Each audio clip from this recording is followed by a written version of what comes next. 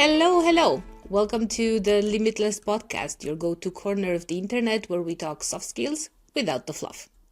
I'm your host, Christina Boros, and today we're diving into that magical unicorn of the modern workplace, a healthy organizational culture. You know, the kind of culture that makes people actually want to come to work and also stay at work, not just for the free snacks or for the comfy chairs, but because they feel safe, seen, and respected. Here's the hard truth: good culture cannot be bought. You can try. You can throw money at snacks, comfy chairs, good puffs, colors on the walls, whatever you want. Inspirational posters that say teamwork does the dream work or makes the dream work, was it? Yeah, But none of that matters if your team doesn't trust each other and if they do not actually work together. So, culture, it's built on trust. So, let's talk about how we actually do that and what we seriously need to stop pretending to do. Joining me today is Magor Csibi, Head of Leadership and Organizational Culture Practice, constant presence, and advocate of a healthy working environment. Hello and welcome. hi, and very nice to be here with you. I loved the introduction, and I do think that if we talk about that, we can find some interesting nuggets there. Let's see. What is, in your opinion, psychological safety? Because we hear that in with regards to a good or healthy organizational culture. It's theoretically easy to talk about psychological safety, but here is the caveat. If you never experienced it, you don't even know if you are living it or not. So many times, or most of my life, I did not experience the psychological safety. So I presume that what am I actually living? Organization with a very low trust level, when I constantly felt that I need to prove my worth. I constantly felt that I need to come up with results or deliverables or something just to be appreciated, created me the idea that this might be psychological safety. When you actually experience psychological safety, that is the moment that you realize, so I don't need to prove anything. So I can actually show myself. I'm not contributing in order to get some attention or get some appreciation. I'm contributing because I like the people around me. I like to construct in teams. I like to generate results for us. And it changes totally the perspective. And one interesting thing I just found out, I was reading Dan Ariely's newest book, Misbelief, where he talks about cognitive bandwidth. He says people's minds are very similar to the internet connection. You have a bandwidth. If you are worried, if you feel pressure, if you are stressed out, the bandwidth is occupied by the stress and the worry, and the quality of the decisions in your life are starting to suffer. You are just not able to take the best decisions for you, for your team, for your organization. So what is happening right now in many organizations, we are putting a lot of pressure on people, thinking that pressure will generate some results. What is the outcome of what is happening? We are leaving only a little bandwidth for the people in order to think, to be cognitively present, to be able to take informed and good decisions. So we are, without willing to do that or wanting to do that, we are reducing the performance of the team. And this is a hard pill to swallow because we are so used to pressure, we think that teams will actually not work without pressure. What am I trying to say? If you are able to create some relaxation in the team, if you are able to create some trust in the team, you might have better results, but without the suffering. And unfortunately, we live in a culture when we are saying, if you don't suffer, you don't the result is not worthwhile, or the result is actually not worked for enough. We do not like, in general, people who obtain success too easily, because we want to have the hustle, we want to have the hard work, we want to have the suffering. And everything I learn about performance, everything I witness about performance says it's not about going stronger, harder, or longer. It's about finding, the Goldilocks area where you can actually perform. And in general, this is not in the suffering phase. True, true. One of the, and I would like your opinion on this, one of the simplest, I would say, definition that I found very effective for a healthy organizational culture is that team or that culture that where you feel safe enough, you feel comfortable enough to say, hey, I don't get this. I don't understand this. Or I think this might go terribly wrong. Well, without getting the side-eyed or silently moved to the, we'll call you on this, don't call us, So I'm wondering, why is it so difficult for people to admit mistakes at work or to challenge perspectives at work? Erving Goffman, one of the biggest sociologist and psychologist, he was also a Nobel winner, said at some point in 1956, before social media, before having a world so interconnected, he said, for people in general, is more important the management of impression than how do we feel. What does it mean? When I talk in a room, in a social context, for me is more important what the people in the room think about me than what I think about myself. And I had a discussion recently with one of the executives who said to me, Magor, the problem is I'm so focused on satisfying everybody's needs, I have no idea what my needs are. I realize that my personal life is suffering. I realize that outside of work, nothing is going or nothing is happening in my life. And still, I do not know what to do because I'm so accustomed to deliver for others, I forgot myself in the whole process. And this is dangerous because for our brain is absolutely essential to feel accepted by groups. And the problem is we are taught in schools and in our families culturally that the best way to be accepted by groups is to fit in, not by searching the groups where you belong. Fitting in means I am doing an effort every day. I'm altering my behavior every day in order to be accepted. And I have the strong belief inside of me, if I would behave how I want to behave, the group would reject me. And for us, because we are a social being, so evolutionary, the Homo sapiens did survive only because decided to work in groups. This means for us, being rejected in a social setting equals death. The fear is so intense that it's almost, I am going to die if the group rejects me. Actually, where we feel in the brain the rejection is the same area where we feel pain. So you can actually feel physical pain when you are rejected. And we are so keen to avoid this pain, this rejection, we are willing to do almost anything just to fit in. And this is not a good strategy on the medium and on the long term. And if you think about when in school the teacher asked me, and I remember this, when in school the teacher asked me, does anyone have a question?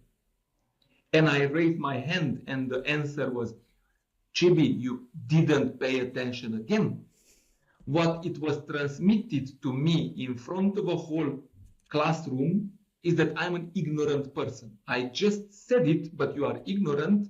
Maybe you are not smart enough and you were not able to retain what I just discussed. So you put a question. It was not about the question. The question was, Is it true that everybody understands and nobody has a question? But it was formed in a different way. It seemed like it's an open inquiry, and it was not. And it was very hard for me. I witnessed once and twice, and then I said, okay, the safest way to get in life is to not to put any kind of question, because this way I'm safe. And this is not necessarily the way to go, because, again, I had a discussion with another executive, which I asked how you are emotionally, because it was in a very difficult and very, very changing context and with a lot of challenges, and also, and he said, I think I'm good because I didn't have any kind of outbursts. And I said, just that you mentioned outburst, it means that you have some frustrations, you have some feelings, and you bottle it up. And I said, it's better to let it out when you have the choice to let it out than to wait for the moment when you cannot control it anymore and it bursts out in the worst possible moment. So we have a very ambiguous relationship with feelings, or we have no relationship with feelings anymore. Many of us, when we start to talk about feelings, prefer to close the conversation, say, I'm not here to talk about emotion, I'm here to talk about performance, I'm here to talk about serious things, without realizing that everything which is happening to us is guided by our emotions. No matter how rational we consider ourselves to be, we are still guided by emotions. Not understanding by our own emotions will lead us to repeat the same decisions over and over again, thinking that we are rational human beings, but we are not. We are emotional human beings. That we are. And regarding your first example, the coach in me automatically wanted to ask you, but can I really, really take care of others' needs and take care of everyone else if I do not take care of myself? Yes, this is difficult and this is hard to understand. I remember in one of my relationships, I had this discussion with my partners. I said, until you don't love yourself, it's very hard to offer love to others. And it was a very tough rejection. So the answer was, this is not true. I don't actually need to love myself. I can find redemption outside. And I said, wait, maybe it's not going to work. So exactly this is the whole point. If you want to connect, because it's not about taking care of others, it's about connect with others. What is happening many times in organization, and we describe it as connection, availability. People want access to me, not to connect with me. Access means I have a need and you are one of the means I can cover my needs, so I come to you to ask something. Connection means I'm coming towards you openly. I'm willing and curious to find out where you are. I want to have a conversation and maybe also solve my problem in the meantime. But because we have the tendency of feeling pressure all the time, sometimes the pressure is there, sometimes we are generating our own pressure. We are saying we have no time for small talk, or we are saying we hate small talk. Hating small talk means I don't feel safe enough to assume a conversation which could go anywhere. Maybe it will go to my feelings. Oh my God, I don't want to talk about my feelings or my emotions or whatever. So we prefer not to connect. We prefer to access people. And when many people are accessing us, they are taking energy. And we are feeling depleted, and we are feeling used, and we are feeling burned out at the end of the day. When we are connecting, we are giving energy, getting energy. So the whole idea is we are trying to balance, not just I don't want something from you. I genuinely want to create a long-lasting connection. And when you look at, again, evolutionary point of view, we didn't survive because we had very good transactions between each other. We survived because we created long-lasting relationships, which created trust and safety. And this is one of the things it's very hard to explain in the modern setting, because I've seen that 60% of the young people who are entering the workplace right now are saying, I don't want to spend more than 2 years in one company. If you are not willing to spend time anywhere, you are not able to develop psychological safety anywhere. Psychological safety doesn't mean that we have a culture and anyone walks in instantly feels safe. It's a complex and alive process. I'm coming inside, I'm creating some connections, and there is willingness from the people to listen to me. But it might be the case that we have different values and we won't connect. And that's a risk and also an opportunity. You can find out different perspectives and so on and so on. Psychological safety or healthy culture, it's about availability. I'm willing and I'm open to listen to different perspectives and integrate your perspective into my perspective and let you have your own space and let you develop your own space. But it does not guarantee that you will feel safe, because if I'm unsafe with myself, and a big part of my life I was very unsafe with myself. I was afraid of spending time with myself because all kinds of thoughts were burping out from my head, like anxiety, like questioning myself all the time, like depression, and all those things were transmitting to me, I'm not worthy of being appreciated, I'm not worthy to be seen, I'm not worthy to be loved, and so on and so on. With this setting, it's very hard to participate in any long-lasting, strong connection because you are not there. And many times, if you want psychological safety in your life, therapy is the best first step towards attaining it. It's not other people who will change you, it's you are going to change you. You are the only one that can influence fully your actions and your thoughts. And that's true.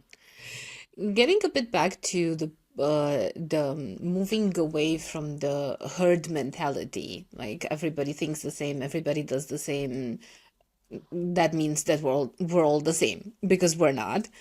I have a myth, and it has been going around for so long. We have an open door policy, so obviously people feel safe. Mm-hmm. What do you think about it? If I never walked in to a room of a person who I perceive it's well above me in knowledge or in any other way, an open door will not solve anything. And there is another thing. You said that we are different. Yes, we are different, but we are also similar. And I do think that one of the things what creates a lot of suffering in our lives is the label that we are special. Because if I consider myself special, it means that my anxiety is different from your anxiety. And what works for you does not work for me. In general, I think if you are dominated by anxiety, connections are helpful no matter what kind of person you are. When you put the label special on you, first you generate a lot of pressure on yourself, because saying if I'm special every day, I need to prove that I'm special.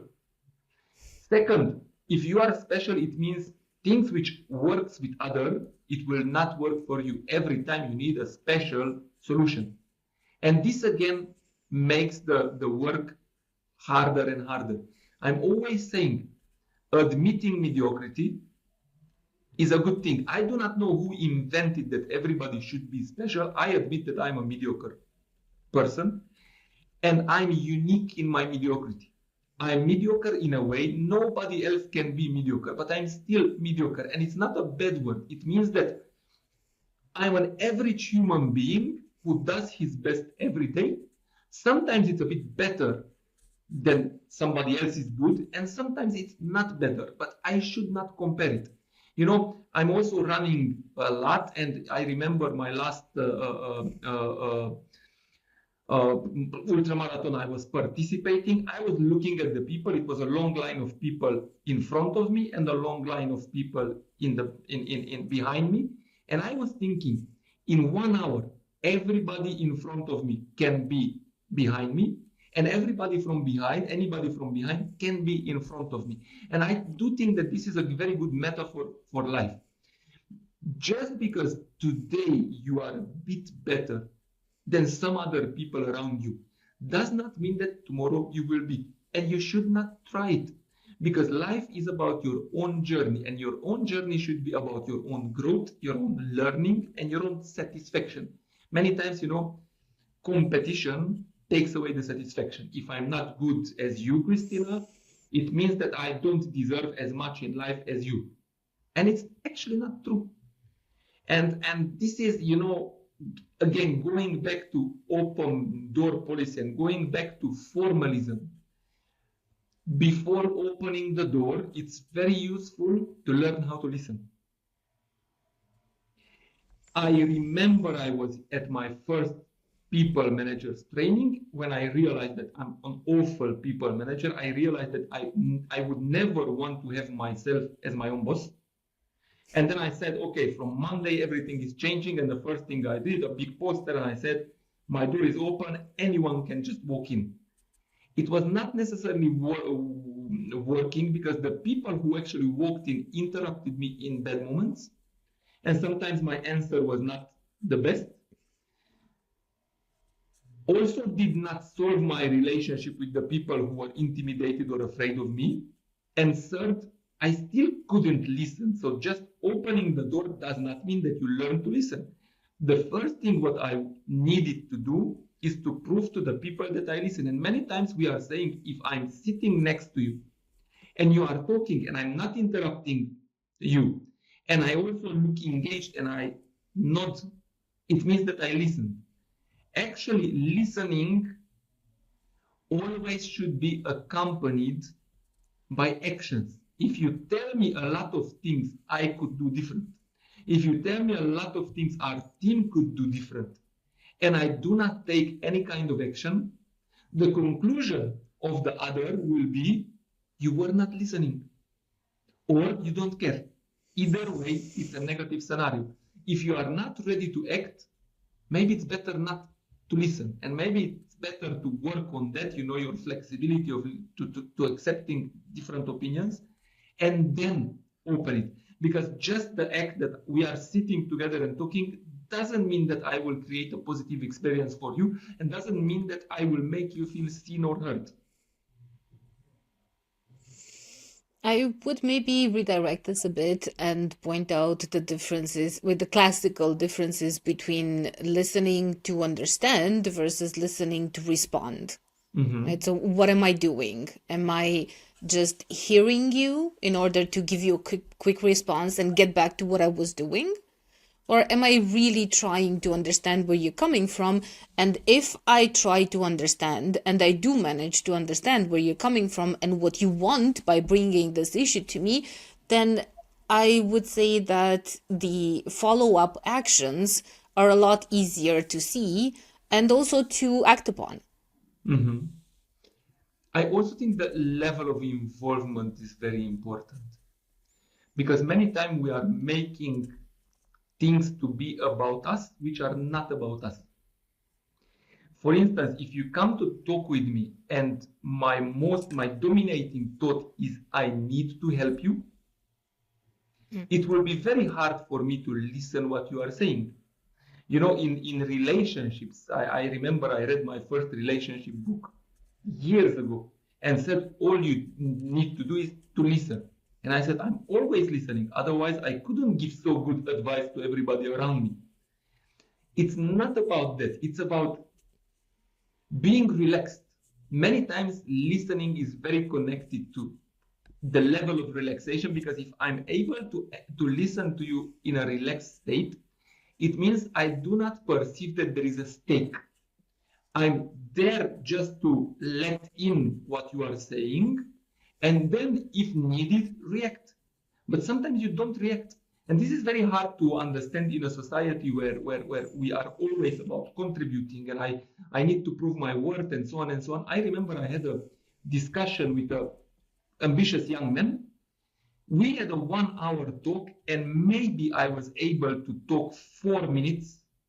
At the end, a couple of, I don't even remember what I told him. And a year later, he said to me, this was one of the most impactful talks in his life, and his life changed and whatever. And I realized, sometimes it's about giving the space to someone to hear himself talk out loud and reorganize. Because when you are only processing everything in your head, you can overspring your brain. When you actually need to say out the words, you will listen to your words, and it's much easier for yourself to understand yourself. Sometimes your contribution is literally zero, and people will still be grateful. And this is the whole idea. If you have trust enough between two persons, you don't try to help, you don't try to contribute, you just try to listen. And sometimes it's working, sometimes it's not working. But again, I think it's very fair if you are not rested enough, if you are not present enough, if you don't have the ability at that moment to listen because your bandwidth, cognitive bandwidth is occupied, you should just say so and say, can we talk about this, I don't know, in an hour? Can we talk about tomorrow morning? Because I want to be fully present. And I want the discussion to strengthen our connection, not weaken it. Definitely. I mean, it's always more important, I would say, first to question yourself and really try to understand if what you're trying to offer is something that you think is suited for the person that is asking, or in this case, talking, or if it's really something that they need. Because sometimes it's just space and a ear to listen, or just connection, a hand, a helping hand, whatever. But people will tell you. But we are indeed sometimes way too quick in offering something that we think is suited for somebody Not else. just offering, giving actual help when it's not asked for. And this is frustration for both sides. If I'm offering you help because I think I know what you need, you might react negatively, which will trigger a negative reaction in me because I said, I give an effort to you, I try to help, and you are not grateful. And this is a very common dynamic I see. And I make a point out of it in every team when I'm working to say it out loud. I'm not able and willing to respond to needs which are not expressed. So if you want my help, please come and give me specifically how can I help. You shouldn't expect me to guess your needs. You shouldn't expect me to deliver without asking because I respect your boundaries. And this is, again, a very touchy subject in our culture because we are not used to set boundaries. And many times if I say, if there is no explicit need, I'm not responding, it is said like you are disinterested, you are not involved, you are aggressive because you are saying that I need to explicit, but it's just about boundaries because I want to respect your boundaries. So I want to make sure that I'm not trespassing or not entering into areas you don't want me to be in. And if you work in your team a bit on that we should explicitly express our needs, after a while, everybody will feel much easier and much more confident and safer. Because otherwise, if we have this, otherwise, we have many times, I had this need for years and you never responded. And I can say, wow, I had no idea. Because we have a tendency to think that everybody is like us.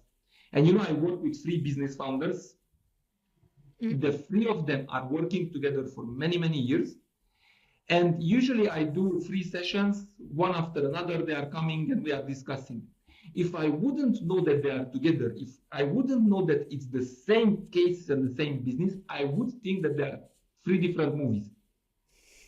Because what is important to one of them is not so important to the other. But again, everybody thinks that his priority is everybody's priority. And I'm just sitting there and watching them and saying, wow, how interesting, how different the scenarios in our heads can be on the same situation. I think this was the definitely most important moment, and the other one said nothing happened.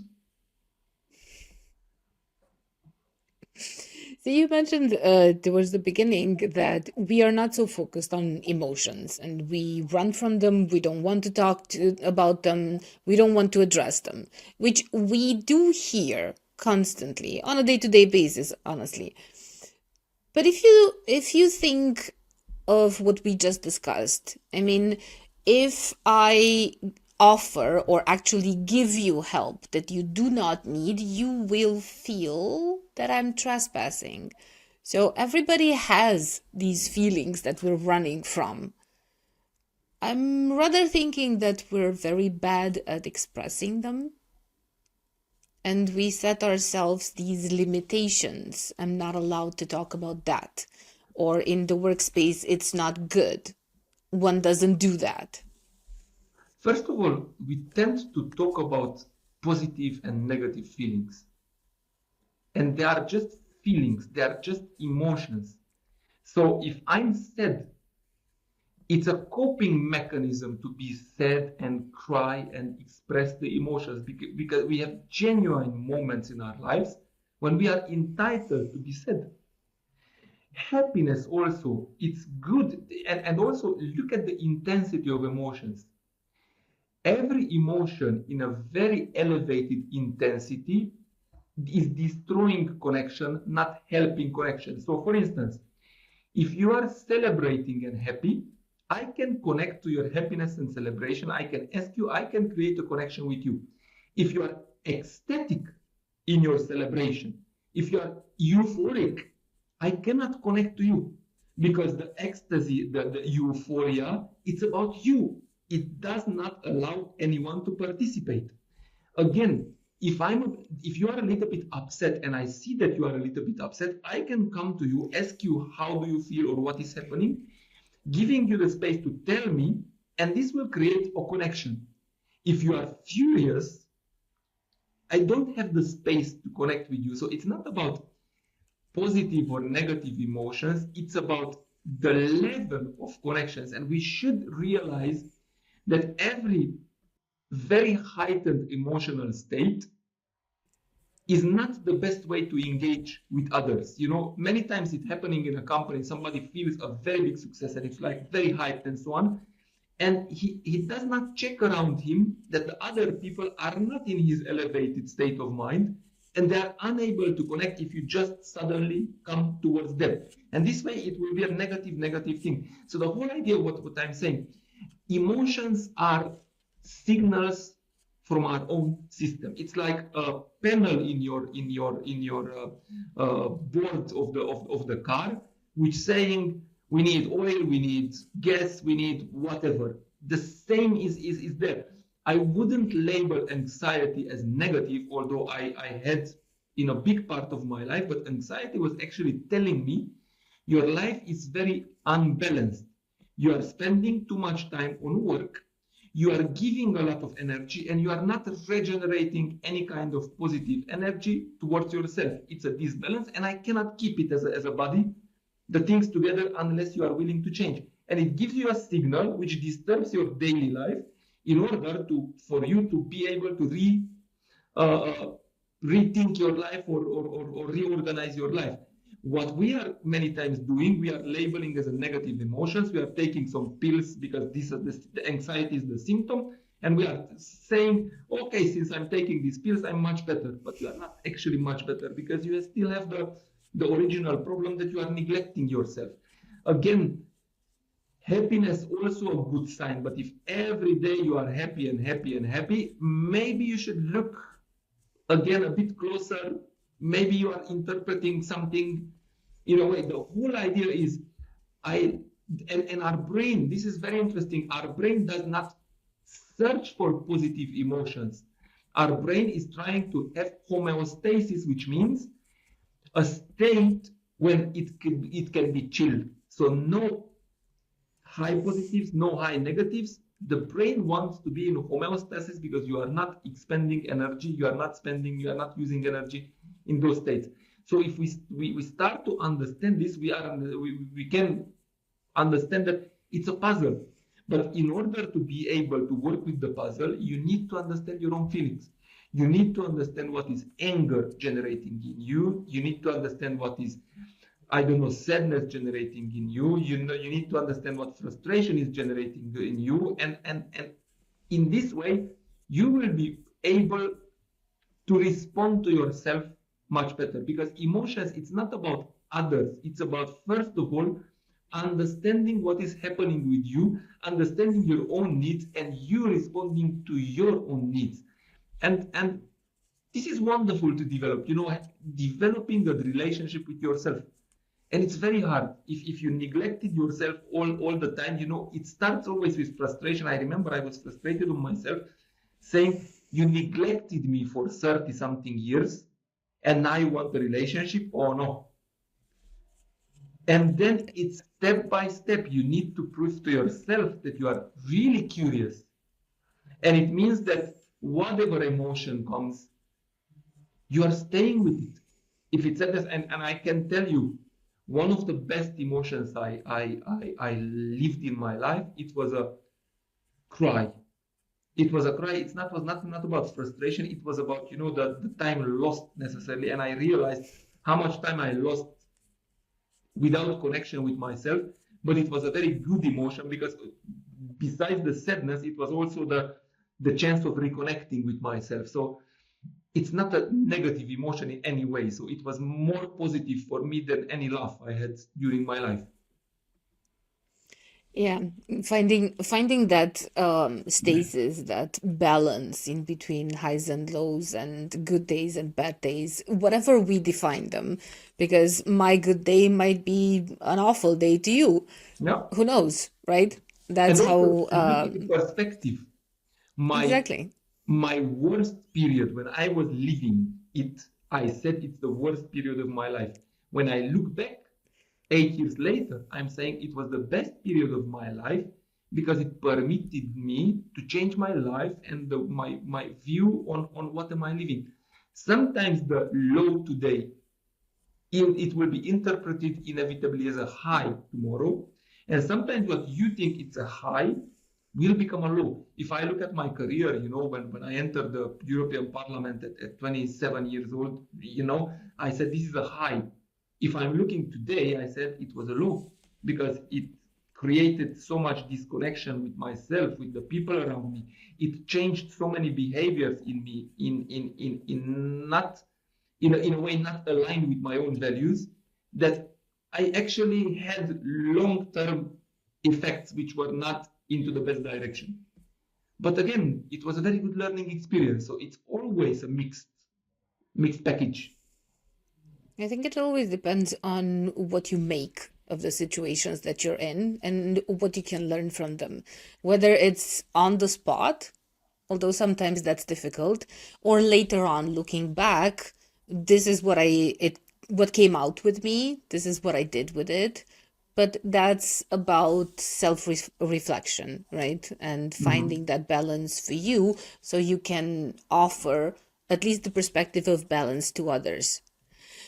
But talking about people and being human is never easy, is it? It's always something. There's always something. It's challenging and it can also be fun, depending on how you choose to view this human experience. But going back a bit to the organizational culture, leaders are also human, right? And they can be those who make it or break it in terms of organizational culture. Now, I think we heard enough that it always starts with the leaders. And it can start with with the leaders, the bad and the good, all together. But how about those, I would say, contradictions where you say, we value work-life balance, we value you as an individual, we do our best to have the healthy organizational culture. But then you find yourself, and this is an example from a friend of mine, you find yourself with the boss emailing you at midnight. Just a quick thing before I forget, tomorrow morning. How is that? How is that integrated? We're not so interested on what people tell us. We need to see behaviors. And what you register about the person is not what the person is actually saying. It's what the person is doing. This is why when we are talking about public speaking, most of the experts are saying that what you are saying on a stage it's a very little part of what people are registering. It's maybe 20% of your speech. How you are saying it, what you are doing on the stage is different. It's the exact same thing in life. We forgot relatively quickly what people are saying to us, but we remember the behaviors. If you try to think about a former workplace, you will not remember the promises you received. Maybe you will remember the frustrations of the unfulfilled promises. But if some promises were fulfilled, you will remember the action, not the promise. If I promise to you that I start to listen and maybe 4 years later I'm actually doing it, most probably you will remember all the frustrations in the waiting period. So the whole idea is we are behavior-centered people. And we think that we can fool people by words, because many of us are wordsmiths, and you can fool people once or twice with words, but otherwise not. And one of the things I love about management, and this is what I'm always repeating, is that modern management starts from the presumption that we know people. If we have a lever, if we pull that lever, it will generate performance. And this is the best and the worst news for everybody who is working with other people. We do not know people. If we want to know people, we need to sit with them, we need to listen, we need to connect, because what works with some people in terms of performance does not work with other people. We are saying we have some patterns in the companies, which we call procedures, or we call organization, or we call structure, and the people who fit in the pattern and are able to deliver, we are saying talented people, but they are not talented people. They are the people who fit into the pattern. I just want to say one example. People are in two big groups. There are the people who are very productive from 6 in the morning until 11, 12. And if you put them, they can do, 10 hours of work in 4 or 5 hours. And they are the people who are not able to deliver any kind of meaningful work between those hours, because they are night owls. The early risers and the night owls. But we have a system which satisfies none of them. So if I'm very productive from 6 to 12, I arrive at the office as offices work at 9. Probably in the first hour, I will do nothing. So I already lost 3 hours of extreme productivity, not doing anything. And also the others who are the night owls, they start to be productive around 2, 3 after the lunch. But then again, work hours end. So why not try to say, if you look at sports, for instance, where we actually understand performance, sports are one of the few areas in human activity where measured performance.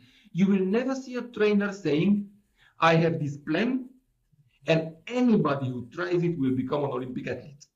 Every Olympic athlete has his own program, his own behaviors, his own nutrition, his own trainings every day, because he's different from the others. So the whole idea, and I look at the military, again, this is the first principle.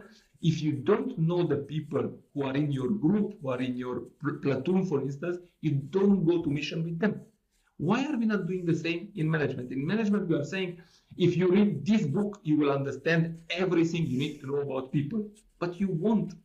You cannot skip one-on-ones. You cannot keep conversations. You cannot skip connection. Otherwise, you will see only a small part of human potential, and you will think this is the maximum they can deliver. And I have seen in sports, for instance, a sports team I was working with, we haven't changed one player, and the team who lost 10 games in a row were able to win all the other games, and nobody changed in the team. I see the same thing in business many times. When I took my team in Korea, they said they are underperformers and I need to fire at least half of the team. With the same team, we did a very big overperformance. It was not about the people. It was about how we understand people and how we try to build on what they are good with. And many times, this is what, imagine a trainer coming to a sports team and saying, I don't know which position were you playing until now, but from tomorrow you are a goalie. And he said, but I'm a striker. I don't care. From tomorrow you are a goalie. This is what we are doing many times in corporation. We come in, we look at the people, and you are this and you are that, based on things. And we don't understand what they are actually good of. Just because you, at some point in your life, you graduated marketing, doesn't mean that you will be the most productive human being all your life doing marketing.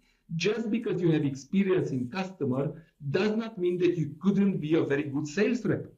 But you actually need to take the time to get to know those people and find out what they are doing with pleasure and with high efficiency. And there is no workaround. No matter who says what, there is no workaround when it comes to get to know your own team, your own people. And building that circle of trust, right? Yes. Because if you trust people you work with, you also trust the results that come out, and you do not have to go back and micromanage or double check, right? But this is again, a tough cookie.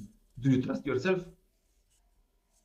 And many times when I look at myself, trust comes if I'm tired. I trust myself enough not to try to pretend that I'm working. If I have a lot of worries and the worries are occupying all my mind, I trust myself not to go to a client meeting pretending that I'm there for the client. And this is about trust. Trust means that I trust myself that I have good moments and I have bad moments. And sometimes if I have a bad moment, does not say anything about me. And I'm not trying to pretend that I'm good when I'm bad, because long term, it's destroying my own efficiency. Long term, it's destroying my own well-being. And this is the same with your own team. You need to understand if their mind is not there, your priority is not to keep them at the office. Your priority is make sure that their priority or their motivation will come back. And many times, people are saying to me, but burnout, they are the only responsible for their own burnout. No, they are not. In a culture dominated by perfectionism and competition, most of us do not know where the limits are. And we need a reminder, especially if a manager says to us, I do think that you put already too much on the table, you should take a week off. It's a very good reminder, maybe because it's not about how performant you are today. Everybody can be a high performer for one day. Can you be for a week? Can you be for a month? Can you be for a year? Can you be for your whole life? You can be a high performer your whole life only if you trust yourself and you give yourself time. You give yourself breaks from time to time. Again, just think about a good example of how competitivity and perfectionism is in our head. I was in an ultra competition where you are at minimum 10 hours on the track, and I needed to make a number one. And for 2 hours, I was negotiating with myself because I said to myself, I cannot lose 20 seconds for that. And then I look back right now when there is no emotional connection, I said, what am I trying to prove? What am I actually losing by listening to myself? And many times if you look at your career, you say, I cannot take a day off because if I take a day off, the company will crumble. And this is again connected to the culture of special. I'm special. I'm so special. If I'm missing one day, my team will go out of business. And they are not. We are special, but not so special. Funny you should say that, because on my list, I had a subject that I think is sensitive and also misunderstood, and that's appreciation. Because I find that nothing builds resentment faster than doing great work and hearing nothing about it. Or hearing a mechanical good job or a thumbs up with the emotional depth of a I don't know, software update alert, like flat. I remember I had What does meaningful recognition look like to you? When I started with my first organization, I was a CEO, and I received the feedback that I need to give appreciation. And I remember I went to my colleague Christy. I said, Christy, you are doing a great job. And he turned and he said, what specifically? What do you appreciate in what am I doing? And I realized I had no idea what he was doing. So I went there to give appreciation. And back then I did not understand why is this a negative interaction. Because appreciation is not something that you should give because it's, this is how we do things. It's like gratefulness. You need to cultivate it in your life in order to be able to express it honestly. And one funny thing I discovered in my own life, you cannot give appreciation unless you receive appreciation on a day-to-day basis. For instance, I look at my friend and partnerships and relationships in my own life. When appreciation was missing, I was not able to appreciate the other one. When it's present in my life every day for the small things, it's very easy for me to say nice thing to the other and mean it. And it's the same in workplace. I had a discussion with more than 100 managers from a very big company, and they asked me, if people just do their job, should they be appreciated? And I said, what do you mean just doing their job? Well, they get the KPIs, but they don't do anything extra. And my question was, who put the KPIs? They said, us. Why did you put the KPIs? Because if they fulfill it, the company does well. And I said, but if the company does well and they are fulfilling the expectations, shouldn't you appreciate? And the answer was, they are just doing their job. This is why we pay them. Paying somebody is not a form of appreciation. So the whole idea is you should appreciate the behaviors you want to see in your team, because the only way the human brain works and learns is by appreciation. If I do something new and you appreciate it, I will try to repeat it. And you appreciate it again and again and again. And if every day it's appreciated, after a while, it's become an automatic behavior. If you punish me, I will avoid not just that behavior. After a while, if I'm punished and punished and punished, I will avoid all behaviors, because I will say I'm not experimenting with new behaviors because I might be punished for something new. If you receive appreciation, you are learning and you are curious and you are growing. If you receive punishment, you tend not to do anything. And in Romania, many times I ask people, how do you know that you are doing good at your job? And they are saying, I must be doing something good because in the last 3 months, nobody said anything to me. Because if I would be doing something wrong, I would know in 3 seconds.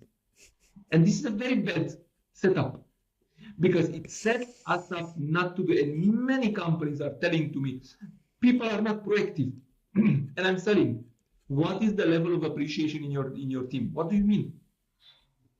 What is appreciated? And they are saying, every year, at the end of the year, we are appreciating when we are overreaching the targets. And I said, well, we can say the level of appreciation is 0. Because if you receive it once at the end of the year, you don't receive it. It's not even about you, it's about some numbers. We appreciate behaviors, not numbers. We don't appreciate the outcome, we appreciate the effort. If I went to meet with 10 clients and I wasn't able to sign any of them, I still need to appreciate the effort that I went and meet the 10 clients. And again, I need to have a discussion with you just to ask you, what did you do? What was the answer? Let's analyze what happened there to see if we could do something better to have a better sign-up rate. But again, the effort was there. If you don't say, well done that you have met with 10 clients, they will say, maybe it's better not to do any meeting, because anyway, I'm going to clients, they are rejecting me. It's a hard job. I worked with fundraisers when I was at WWF. They received 150 on average rejections per day. In order to have people who are able to handle 150 rejections per day, they need to receive a lot of appreciation, and not formal appreciation, real appreciation. And how can you generate appreciation in an organization? As the colleagues who are working in an office go out and do their job for one day. And then when they are saying the rejections and everything and how hard is the work, they just go to the guys and say, well done. Well done. I admire you for what you are doing every day. You know, it's a different level of respect. And many times this is the way of being able to appreciate what others are doing. For instance, you are a manager, try to do what one of the guys from your team is doing every day. And you will find a new way of looking at things, and you will say, wow, this guy really deserves some appreciation because he does some things I had no idea. Or I could never. Yeah. Have you seen a culture transform just because people started appreciating each other? This is what transformation look like. So what we are doing when we are talking about transformation, first of all, you need the clarity. What is our dream and how we want to get to our dream? And then it's about behaviors. And one of the mantra that we are developing is to have at least 1, 2, or 3 key behaviors that the team needs in order to grow, present and appreciated every day. And again, we are not talking about a big flip chart or whatever, or a big sheet of 10,000 behaviors. We are talking about 1 or 2 key behaviors which needs to be present in the team and appreciated. And sometimes one behavior transforms the organization totally. In psychological safety, for instance, one of the behaviors is about attitude to failure. Just introducing in your team discussions about processes which did not go as they were expected, but focusing on the learning and, you know, actually rewarding people when they come in the earliest stage of the failure in front of the others to warn and help them learn, transforms the organization. Or many times, you know, one behavior, one once. I remember I was working with a board and we were working what is the most important behavior, and they, no matter how we did it, it's always the first behavior that they wanted was one-on-ones, and they said it cannot be just that simple. And I said, if it's that simple, why are you not doing it already? And they said, it's not so easy, and so on and so on. But when they are starting to do it, the organization transformed. Sometimes we are expecting complicated and very elaborated solutions with a lot of sheets and strategy behind and so on. But it's about one behavior and appreciation. Okay. So I would say here's the basic takeaway, right? You cannot slap a wellness program on top of a toxic culture and call it healed. Yeah. If you want trust, you need to start with honesty, with listening, with accountability, and with connection. And with connection. Start with yourself and then with others, right? So from in out. We don't need more processes. We don't need more templates. We don't need more committees or whatever people call it. We need humans treating each other like humans. Mm-hmm. Like and I human have here beings. a very interesting takeaway. I got it from Steven van Groningen, who I have mentoring sessions with. So he's my mentor, and he told me, if you put a process in place in order to help people to exercise easier good behavior, it will help the organization. If you put processes in the organization to avoid things or to prevent things, probably you shouldn't do that. So we are not parents or guardians or adults, and we are not playing with children. The whole idea, processes are there to make the good behaviors to be easier to be repeated, not to punish people, not to create safety on the organization. Every time we act out of fear, it will generate more fear. Definitely. Fear only brings fear. That is proven time and time again, right? So one more tip from you. If somebody wanted to start building or rebuilding healthy organizational culture today, what's the first thing that they should do? Depends. If we are talking about the leader, I would suggest that the first thing is to maybe think about therapy, maybe think about coaching, maybe think about mentoring, because every time you try to change an organization, the leader itself needs to change. If you are any other people in the organization than the leader, the only thing that you need to find out, is your leader willing to change? Because if the leader is not willing to change, probably the changes in the organization will be limited. So there are no processes of profound cultural transformation without the leader. Because every time, I'm not talking about when everything is going well. If it's a company which produces profit and we have no problems with the numbers and the market is not pressing us and everything is going well, we are all civilized and behaved and educated enough to be able to be civil. I am talking about culture which manifests itself when we are in tough times. And in tough times, most of the people show their real face. And why is that? Because I said at the beginning, if we are used to fit in, it means that we are wearing a mask every day. And when something is going badly, the mask is down and everybody is for himself. So what I'm saying, every time you want to create a meaningful change, you need to look at yourself as a leader, or you need to have a discussion with your leader, because it's not something that we can generate by ourselves. Fair enough. Fair enough. Thank you so much for spending time with us today. It's been a longer discussion than we discussed at the beginning, but I think it's also a lot of material that we can anytime come back to, because it is one of my favorites.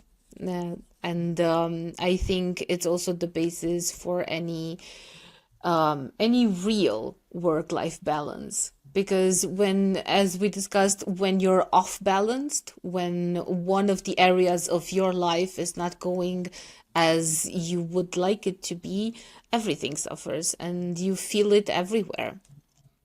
In the anxiety, but not only.